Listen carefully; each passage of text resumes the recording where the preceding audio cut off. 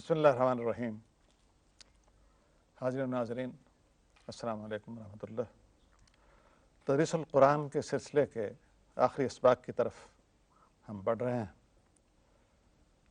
آج اس سلسلے کا 50واں سبق ہے۔ پورے سلسلے کا مقصد جیسے آپ کو معلوم ہے عربی زبان کی وہ بنیادی باتیں، وہ بنیادی قاعدے بتانا ہے جن کو سیکھنے کے بعد عربی زبان کے معمولی ذخیرہ الفاظ کے ساتھ آپ قرآن کریم پڑھتے وقت اس کا مفہوم بھی سمجھ سکیں۔ ساتھ ہی ساتھ میری یہ کوشش رہی کہ اس سلسلے میں قرآن کریم جو سرور کائنات فخر موجودات صلی اللہ علیہ وسلم کی زبانی آخری پیغام ہے انسانیت کے نام اللہ تعالیٰ کی طرف سے، اس کو سمجھنے کے لیے سہولت پیدا کی جائے، اور یہی مدعا، یہی مقصود، یہی مطلوب اس پروگرام کا رہے۔ اس میں کسی اور مقصد، کسی اور خواہش کی ملاوٹ نہ ہونے پائے۔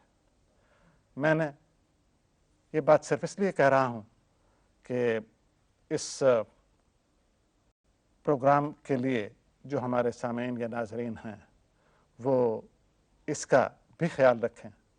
شروع میں ایک دفعہ کہا بھی تھا، خود میں نے یہ التزام کیا کہ اس سبق کے دوران باوضو ہو کر آؤں، تاکہ ہمارے اس مقصد کے تقدس میں جہاں تک انسانی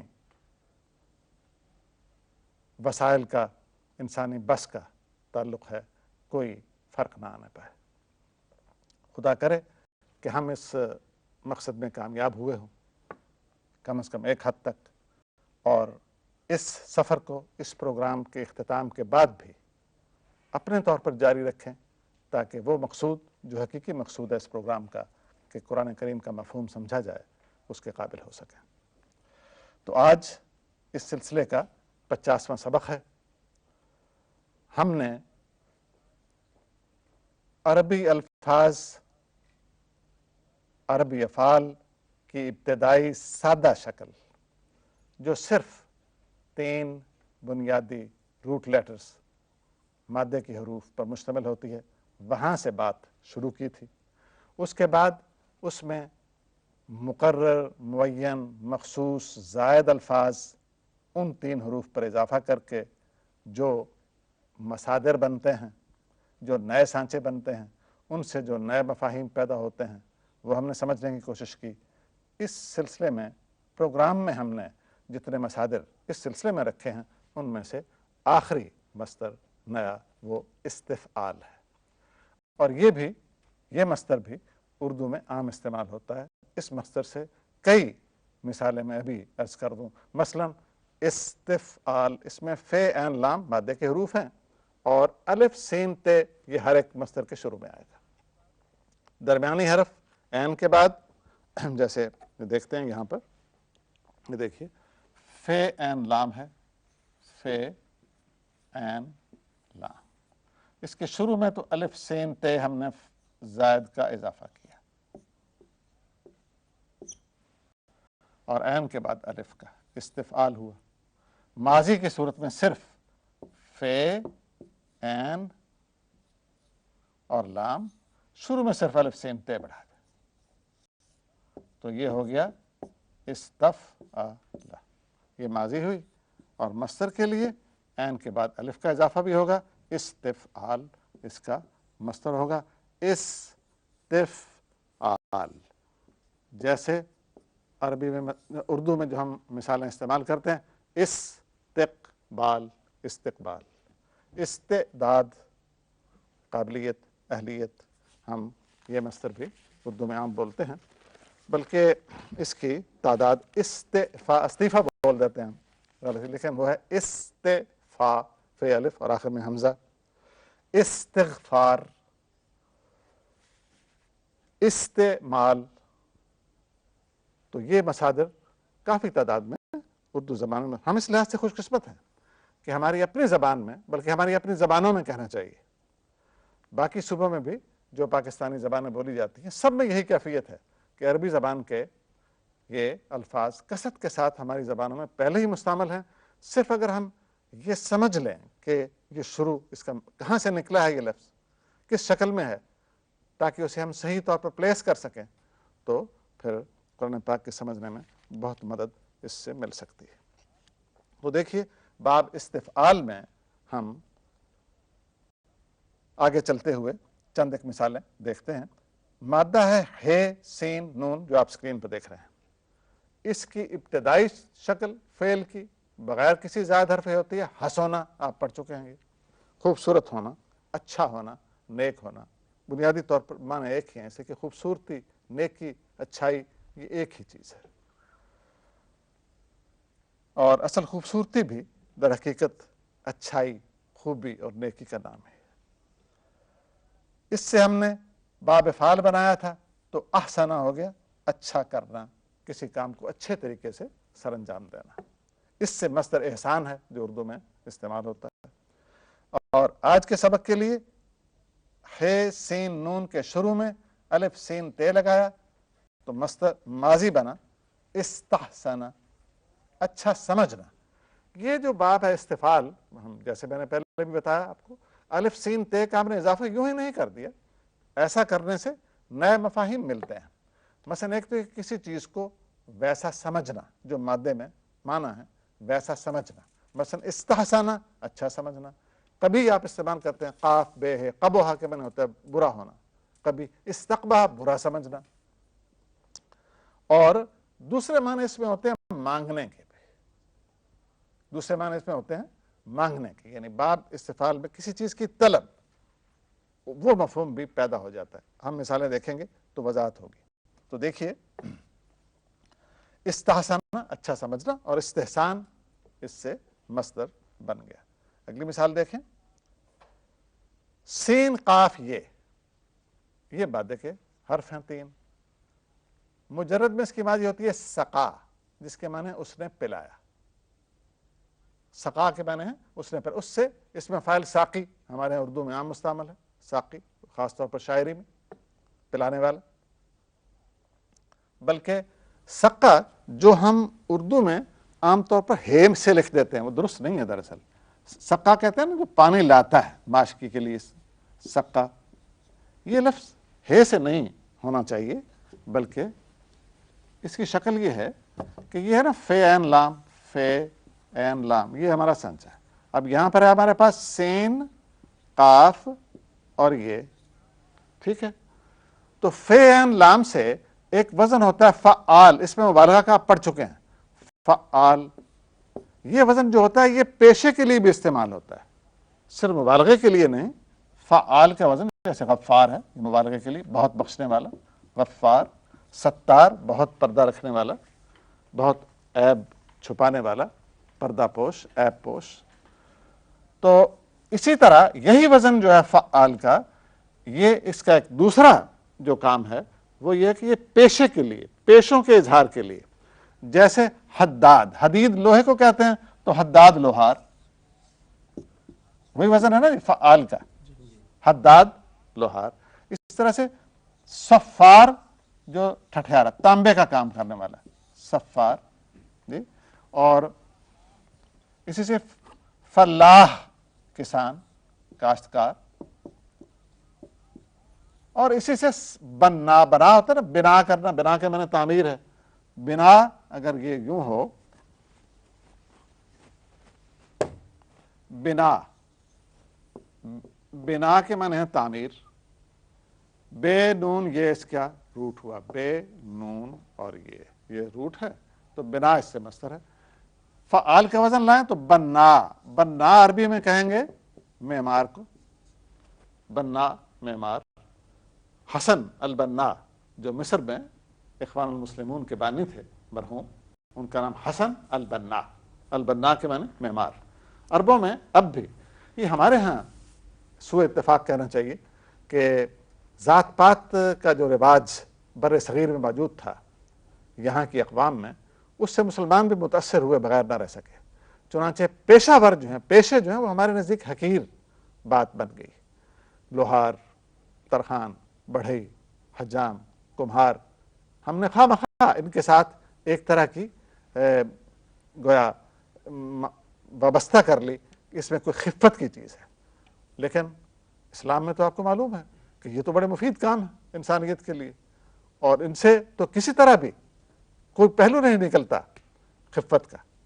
تو اسلام کی ان تعلیمات کا اثر ہے کہ اب بھی عرب میں یہ پیشے جو ہیں اپنے آباء و اجداد کے، بڑے فخر کے ساتھ بڑے بڑے لوگ اب بھی لکھتے ہیں. مثلا حسن الزیات تھے جو مصر کے وزیر تعلیم بھی رہے، بڑے مشہور ادیب، بڑے مشہور نقاد. الزیات زیت کے معنی تیل ہوتا ہے، تو زیات کے معنی تیل بھی. حسن الزیات بڑے فخر سے وہ نام لکھتے تھے. ہمارے ہاں کوئی جرت کرے گا کہ اگر اس کے والد صاحب اس پیشے سے وابستہ ہوں اور وہ بڑا آدمی بن جائے تو فخر کے ساتھ اپنے نام کے ساتھ یہ لکھے؟ تو یہ ایک معاشرے کے اثرات ہوتے ہیں جو تاریخی طور پر مرتب ہوتے ہیں. اللہ کرے کہ ہم ان سے نجات پا سکیں. تو یہ عرض یہ کر رہا تھا کہ اسی طرح بننا سے سقا بنا، سین قاف یہ سے سقا، پلانے والا. تو اس کو اگر اب حمزہ عام طور پر چھوڑ دیتے ہیں اردو لکھتے وقت، جیسے علماء میں، فضلاء میں اور دوسرے لفظوں میں، تو اگر حمزہ چھوڑ بھی دیں تو اسے الف سے لکھنا چاہیے، ہے سے تو بالکل نہیں لکھنا چاہیے. تو بات یہ ہو رہی تھی، آپ کے سامنے تھا سین قاف یہ اس نے پلایا. اب اس کو باب استفعال میں لائیے تو ماضی بن جائے گی استسقا، جیسے آپ کے سامنے لکھا ہوا ہے. دراصل بنا استسقا، یا پھر ہم نے آخری یہ کہ وہ زبر کو ساکن کے سامنے کھڑا الف کر دیا، دونوں زبریں جمع کر دیں. استسقا اس نے پانی مانگا، کیونکہ اس میں طلب کا مفہوم ہوتا ہے. اور استسقا یہ مصدر ہو گیا، قاف الف اور حمزہ کے ساتھ جو لکھا ہوا ہے وہ مصدر ہو گیا. ہم نماز صلاۃ الاستسقاء پڑھتے ہیں، نماز استسقاء، پانی مانگنے والی نماز، یعنی بارش مانگنے والی نماز. غین فیرے غفرا اس نے ڈھانپ دیا. غفرا میں بنیادی معنی ہوتے ہیں ڈھانپ دینے کے، کور کر دینے کے. اسی سے عربی میں ایک لفظ مغفر ہے جو خود کے لیے استعمال ہوتا ہے، جو سر پر رکھتے ہیں، سر کو ڈھانپ لیتے ہیں اس سے. تو غفرا کے معنی ڈھانپ لینا، گویا گناہ کو چھپا دینا، معاف کر دینا. غفرا اس نے معاف کیا. اب اس کو استفعال میں لائے تو ماضی استغفر، اور استغفر کے معنی مغفرت، اس نے مغفرت مانگی. غفرا اس نے معاف کیا، استغفرا اس نے معافی مانگی، اس نے استغفار کیا. استغفار مصدر، استغفار بھی ہم اردو میں عام بولتے ہیں. اگلی مثال دیکھتے ہیں اسی طرح کی.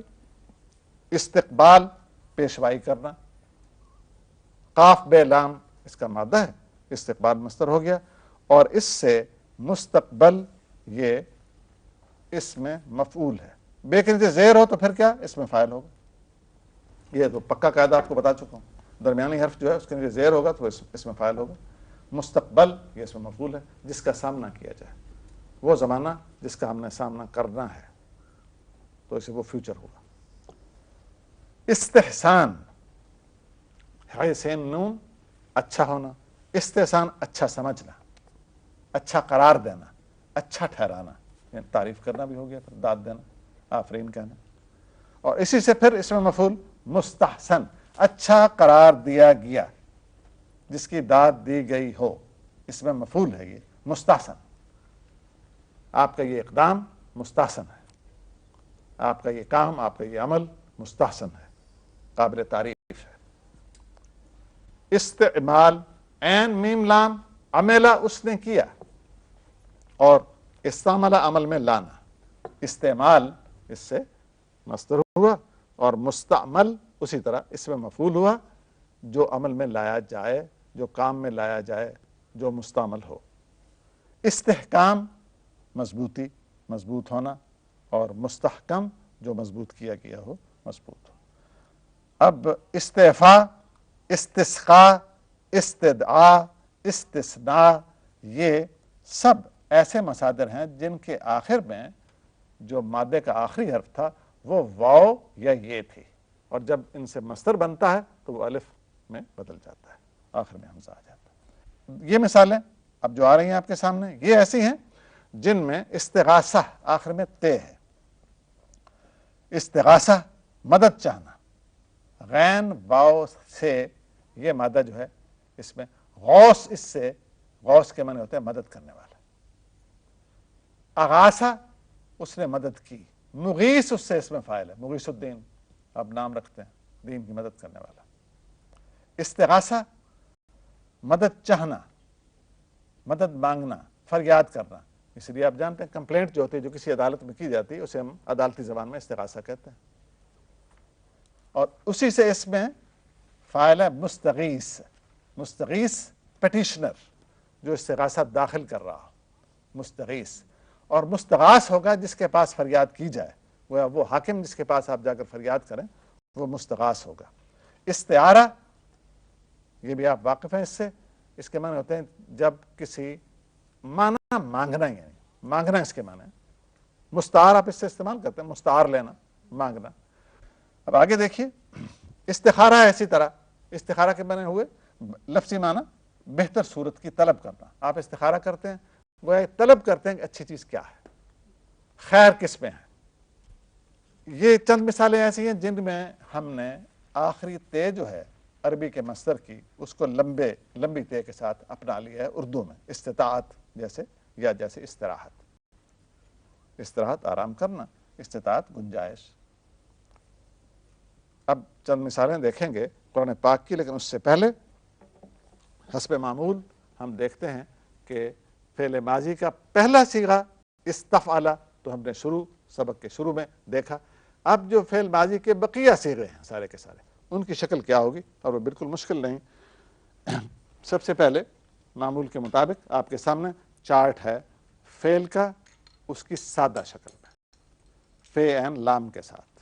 اور اس میں فے این لام اور باقی صیغے، ان میں جو حروف ہیں اصلی یا روٹ کے لیٹرز وہ سبز روشنائی میں ہیں. اور اس کے بعد جو اینڈنگز ہیں مختلف صیغوں کی جن کے ساتھ صیغے بدلے ہیں وہ ہیں سرخ روشنائی میں. فعلا اس نے کیا، فعلا ان دو نے کیا، فعلو ان سب نے کیا، فعلنا ہم نے کیا، فعلا اس نے کیا، فعلت اس عورت نے کیا، فعلتا تو نے کیا مرد نے، فعلتے تو نے کیا عورت نے، فعلتو میں نے کیا، فعلنا ہم نے کیا. تو یہ اینڈنگز آپ پڑھ چکے ہیں.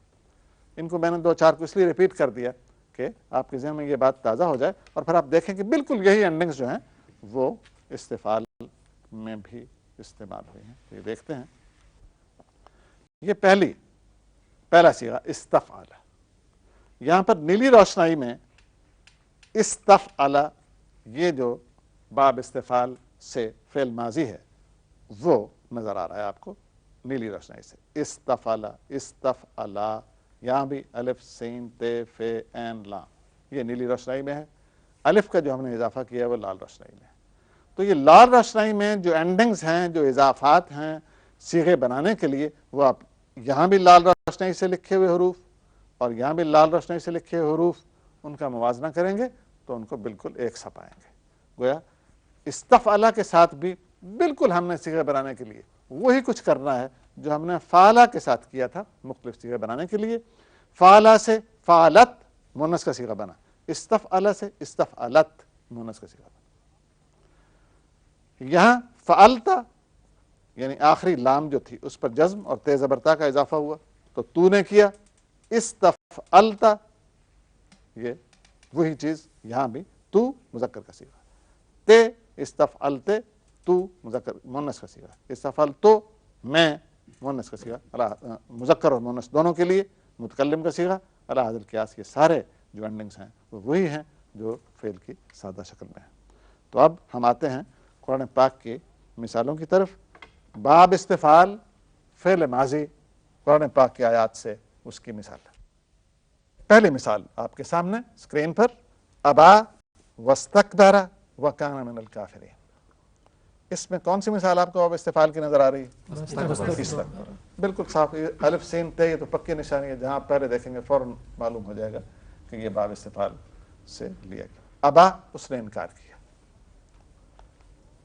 واستکبر اور لفظی معنی کاف بے رے کے ہوتے ہیں، بڑائی کے معنی. کاف بے رے کے مادے میں بڑائی کے معنی موجود ہیں. استکبر کے معنی بڑا بننا. بڑائی اختیار کرنا، بڑا ہونا نہیں، گھمنڈ کرنا، وڈیائی کرنا پنجابی میں جیسے ہم کہتے ہیں. تو استکبرہ اور غرور کیا، گھمنڈ کیا، تکبر کیا، وکان من الکافرین، اور کافروں میں سے ہو گیا. اگلی مثال دیکھیے، فقد استمسک بالعروۃ الوثقی، فقد استمسک بالعروۃ الوثقی، پس اس نے پکڑا، میم سین کاف، پکڑنا. امسکا کے معنی ہوتا ہے روک لینا اسی سے، تمسکا اسی سے، تمسکا کے معنی ہوتے ہیں چمٹ جانا. تمسک جو کسی آدمی کو بائنڈ کر لیتا ہے. آپ اس میں اکاؤنٹس کی اصطلاح میں، تجارتی اصطلاح میں تمسک کا لفظ بانڈ کے لیے استعمال کرتے ہیں. بانڈ کے معنی تمسک، جو کسی شخص کو بائنڈ کرتا ہے. تو یہ بالعروۃ الوثقی، عروہ حلقہ، زنجیر کا حلقہ جیسے ہوتا ہے، زنجیر کے حلقوں میں جیسے ایک حلقہ ہوتا ہے. اور وثقی واو سے قاف میں پھر مضبوطی کے معنی ہے. وثاق اسی سے زنجیر کے لیے بھی استعمال کرتے ہیں، اور وثیقہ آپ اردو میں استعمال کرتے ہیں. تو یہ وثقی مضبوط، فقد استمسک تو اس نے تھام لیا، تو اس نے پکڑ لیا مضبوطی سے، بالعروۃ الوثقی مضبوط حلقے کو. اس کی تشریح مختصراً یہ کہ جو اللہ کے ساتھ وابستہ ہو گیا، جس نے اللہ کی رسی کو تھام لیا، تو وہ سمجھیے مضبوط حلقے کے ساتھ اس نے آپ کو، مضبوط کڑی کے ساتھ اس نے اپنے آپ کو وابستہ کر لیا، جہاں سے پھر اس کے گرنے کا امکان نہیں. تو آج کے سبق کا یہیں پر اختتام کرتے ہیں. اب ہم چونکہ اپنے اس سلسلے کے اختتام کی طرف بڑھ رہے ہیں، تو میری درخواست ہوگی تمام ناظرین سے کہ بعض کو روزانہ دیکھنے کا موقع ملا ہوگا پروگرام کو، بعض نے التزام کے ساتھ دیکھا ہوگا، بعض نے محض اتفاقیہ دیکھا ہوگا. تو اگر آپ یہ محسوس کریں کہ آپ کو یہ پروگرام دوبارہ دیکھنے کی ضرورت ہے، یا یہ کہ آپ کے ذہن میں کوئی عمدہ، مفید، تعمیری مشورہ ہے جس سے اس پروگرام کو بہتر بنایا جا سکتا ہے، تحریری شکل میں بہتر بنایا جا سکتا ہے، کیسٹس کی شکل میں بہتر بنایا جا سکتا ہے، تو اس سلسلے میں آپ اس پروگرام یعنی تدریس القرآن کے پروگرام کے انچارج سے رابطہ قائم کیجیے. وآخر دعوانا الحمدللہ رب العالمین.